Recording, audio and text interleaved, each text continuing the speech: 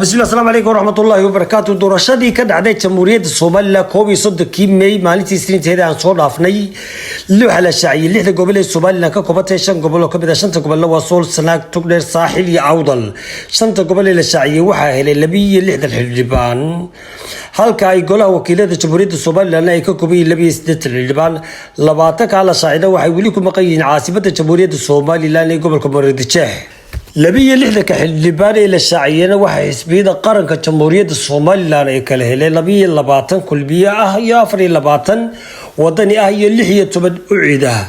labaatanka soo hareeray insha Allah bidilaahi kari waxa ay soo bixi doonaan maalinta sabtida ee lagu saado diilay haftido ilo daayo dhageystayaal bartaan dagala socotana waa barta YouTube-ka ku leeyahay Ducaale Media dawladda Soomaaliya ayaa si adag u cambaaraysan weerar ay ku tilmaantay inay ku qaadeen ciidamada cirka ee dalka Kenya oo ay ka geystay gudaha dalka Soomaaliya kuwaas ay ku dileen dad rayid ah warar qoraal oo ka soo baxay wasaaradda arrimaha dibadda ee Soomaaliya ayaa lagu sheegay in weerarka dhanka cirka oo aan loo meeldayin ay ka geysteen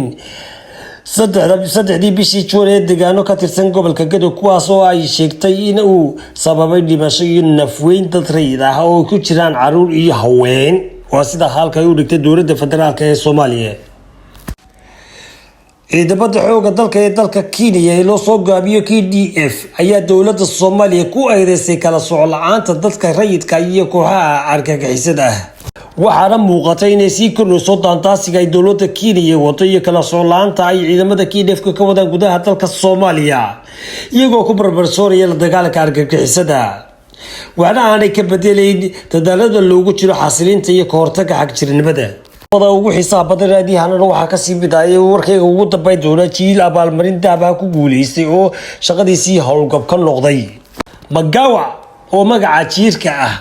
oo hore geesnimo ugu muteystay abaalmarin dahab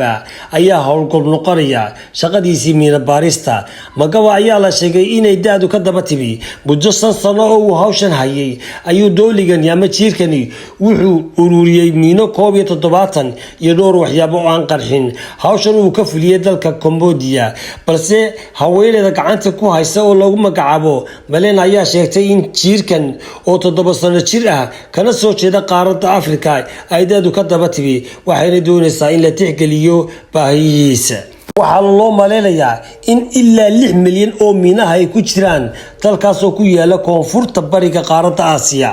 halka dagala socotana waa Ducaale Media bartaan YouTube-ka ku leenahay fadlan subscribe